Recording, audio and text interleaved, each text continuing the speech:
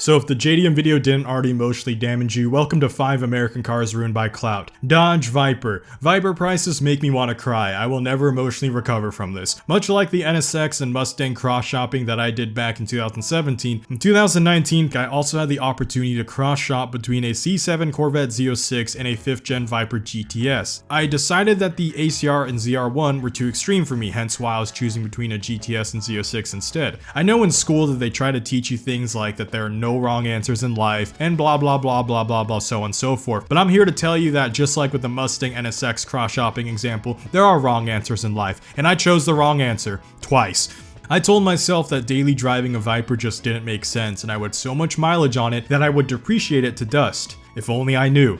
I could have literally drove the Viper to the moon and back and still probably have held more value in it than whatever value my C7 Z06 currently holds. Not only did I take an L with the Mustang, I've got a giant full-blown clown costume on with the Corvette. Joking aside though, I'm not actually that distraught by these decisions, because in truth, life is life and hindsight will always be 20/20. It could have always been worse, like I witnessed a fair amount of my friends who emptied their entire life savings into crypto and NFTs and would try to preach to me, just you wait bro, just you wait, I'll be somebody bro, these are future proof bro, and now they are literally just, they have nothing, they're bankrupt, they're worse than bankrupt in fact, a lot of them are beyond debt. So in some sense I'm glad my Mustang and Corvette are still tangible assets that exist in the real world, and they do serve a function, so it definitely could have been worse. Next on this list is anything with an LS1, so C5s, Camaro Z28 SSs, and Pontiac Trans Am WS6. While the C5 prices haven't really moved all that much in the post-pandemic world because they've basically returned to their pre-pandemic prices, it's the other LS1 cars that did go up and have since stayed up. For example, in 2017, the Z28 Camaro SS could easily be found on some grandpa's lawn for like $6 grand. Using automotive websites like Car Gurus, which tracks the average price of cars, percentage-wise that's a really absurd increase because cars have been known to depreciate 2% each year, so the fact that this has even gone up 30% in 6 years is still wild to me. What is even funnier is that there are actually several Camaro Z28 listings that go for higher than a C5, and you have to remember that the Camaro is like the little brother to the Corvette. First off, like Clout boys, are y'all's brain working? Like, do you guys just hate midlife crisis stereotype that much that you're willing to buy the Camaro for more than the Corvette? Because like the Corvette C5, the LS1 in that comes with 345 horsepower. The Z28, depending on year, will have 285 to 305. Yes, you can just tune the LS to have the same engine as the Corvette, but the point I'm making is like out of the box, the Corvette is faster and in some cases cheaper. So why would you buy the slower, more expensive one that then needs more mods to then get the same potential? You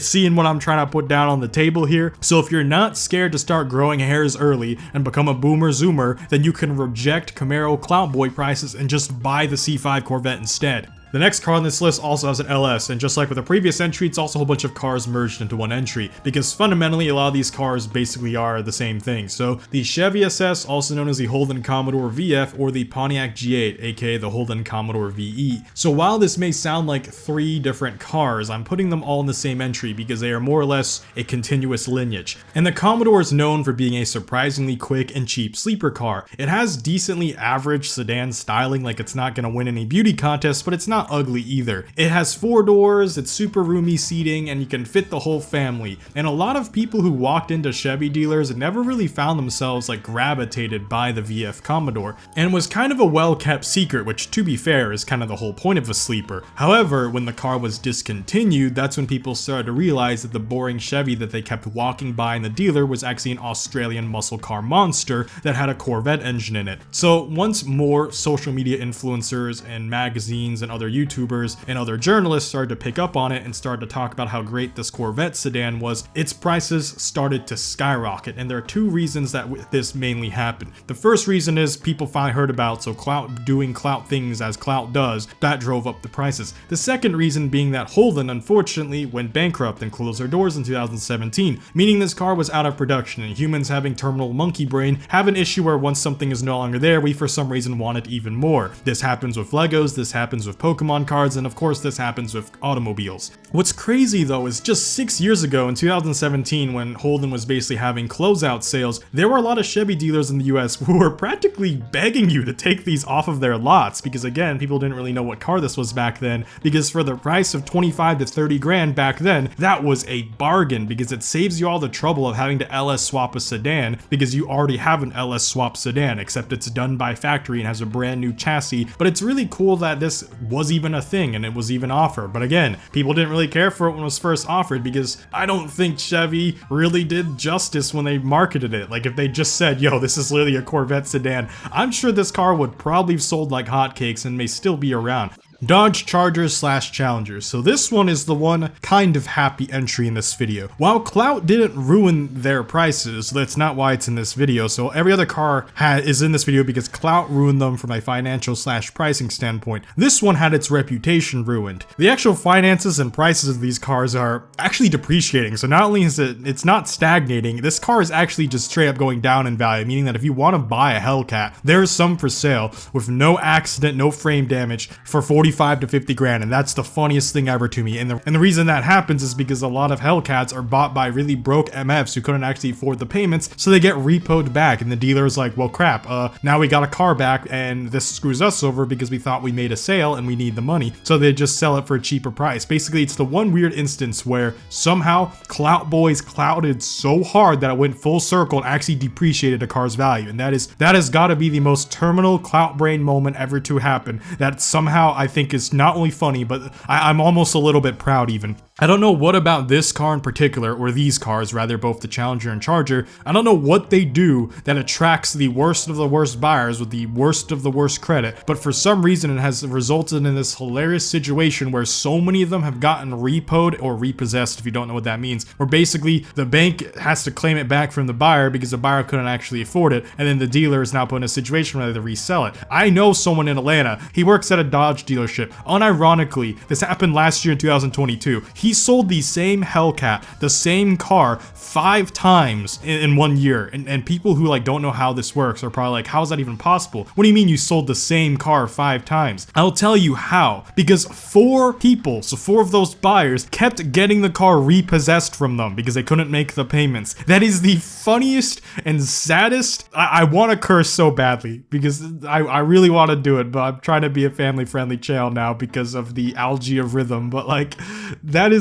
just so wild to me that this man, I couldn't hold a straight face anymore. Like I would have given up after like the 3rd buyer. I would have assumed that the Challenger was cursed or something, but I'm honestly shocked that the 5th buyer finally managed to keep the car for whatever reason. And like he kind of had to, because like it got to a point where by the time it got to the 5th buyer, it's a 4-owner car already. It already had all this mileage. It was repossessed so often, and the dealership was just, they really just didn't want to see the car anymore. So they listed it at a low enough price. They didn't charge super high interest. That way they knew for sure the guy can make the payments. And that is the funniest thing ever to me, when instead of trying to squeeze money out of you, they're so sick of seeing the same car returned to them that they actually accommodate you, where they're like, oh, you have a 600 credit score? You know, that's pretty bad. But guess what? Here's 2% APR. We really want you to make monthly payments so you can get this car out of our lot. We never want to see it again. So Clout has ruined this car. Absolutely, TikTokers and Instagrammers have given it an awful reputation. It is known for being broke boy central, but in some funny way, if you don't care about that, you can buy pretty good scat packs. You can get Hellcats. If you really don't want either of those, you can even get an RT for like 20 grand. You can get like a scat pack for like 30, 35 grand. You can get Hellcats for like 45, 50 grand. You are stupid if you are one of those morons who still buys one of these cars for 80 grand with 29% APR, because you're gonna be one of those morons who gets the car repoed for them, and then the second buyer is the one who's going to get it for 45 grand with like no APR. And you know what?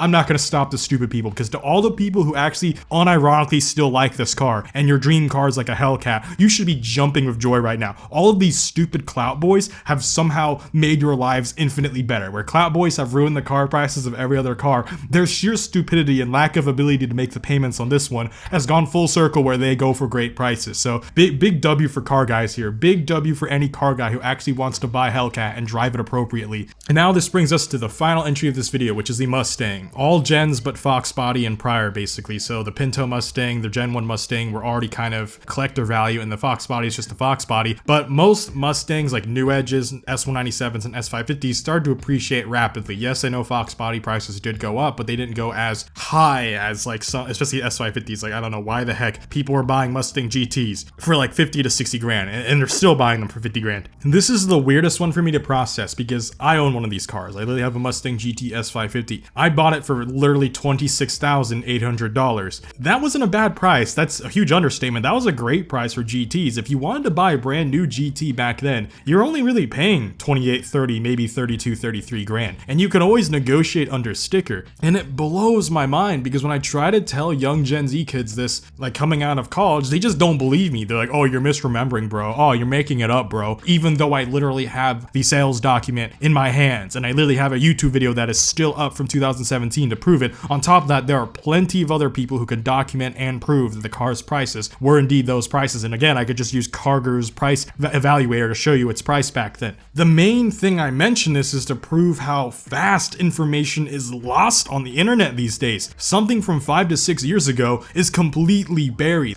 I made a whole video ranting about this, but it basically got to a point where salesmen, because duh, that's their living, they started to make TikTok accounts. I'm talking a mid-40s man who's starting to bald using TikTok just to start to basically inflate the prices of cars, because they know that people who aren't super educated about cars or who are just now getting out of college, or again, they don't know what the car market was 5 to 6 years ago, if you can convince them that a Mustang is 50 grand, and if you sell enough Mustangs for 50 grand, and then those kids start making posts about buying their Mustang for 50 grand, people unironically start to think the price of a Mustang GT is 50 grand. Again, it's not something one person can change, because if only one person changes, the dealership will just stop selling to that person and continue to rip off other dumb idiots they can trick on TikTok instead. But I wish the collective public, like the general public, can basically kind of remember that these are only supposed to be worth like 30 grand, and they would just return to 30 grand. Like, again, it's not a super rare car, but that's wishful thinking.